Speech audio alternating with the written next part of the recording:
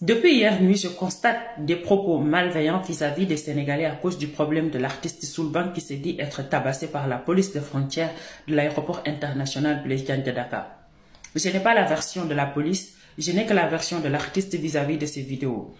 J'aimerais dire ceci, si c'est avéré qu'il y a eu cette violence, c'est très regrettable parce que la police n'est pas autorisée à faire recours à la violence pour régler un quelconque problème, même si la personne refuse d'obtempérer.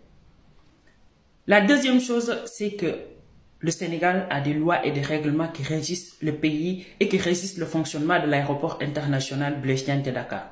Si vous arrivez à l'aéroport, qu'est-ce qui se passe à la police des frontières?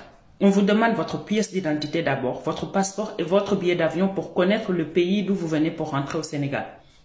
La deuxième chose, c'est qu'on vous prend en photo et on prend vos empreintes. La troisième chose, c'est qu'on vous demande votre lieu de résidence au Sénégal.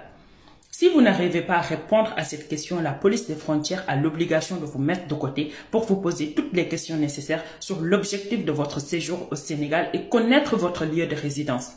La police des frontières au Sénégal n'a pas le droit de laisser une personne rentrer au Sénégal sans connaître son lieu de résidence.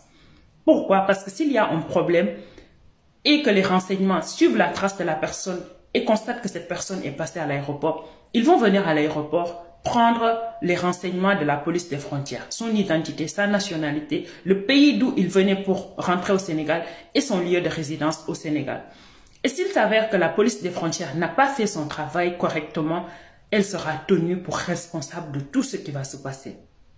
Donc, c'est pour une question de sécurité du pays, de toutes les personnes qui voyagent, qui rentrent et qui sortent au Sénégal que ce processus est mis en place.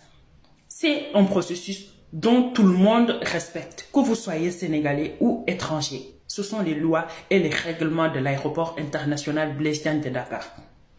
Je le réitère encore, s'il y a eu violence, c'est très regrettable parce que la police n'est pas autorisée à faire recours à cette violence. Ma question est de savoir pourquoi nous les Africains, lorsqu'on part dans d'autres pays européens, France, Italie, États-Unis, Canada, etc. on respecte toujours le contrôle à la frontière et on ne met jamais en avant nos statuts, ni de musiciens, ni d'ambassadeurs, d'avocats ou de magistrats, etc. Mais s'il s'agit de voyager en Afrique, on met toujours en avant notre statut. Pourtant, votre statut vous met en valeur que lorsque vous vous respectez et que vous respectez vos confrères et vos consorts.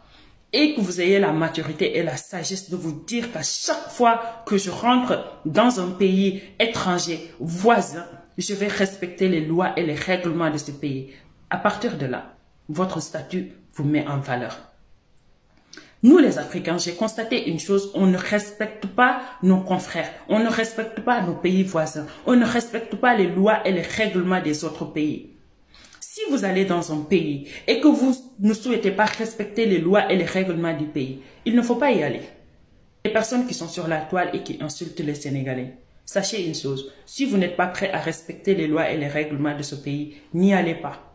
Apprenons à nous respecter, apprenons à avoir un peu de maturité et de sagesse dans nos comportements. Vous savez, le respect attire le respect et ça engendre le respect. Le manque de respect attire le manque de respect et ça engendre la violence. Il faut qu'on fasse attention.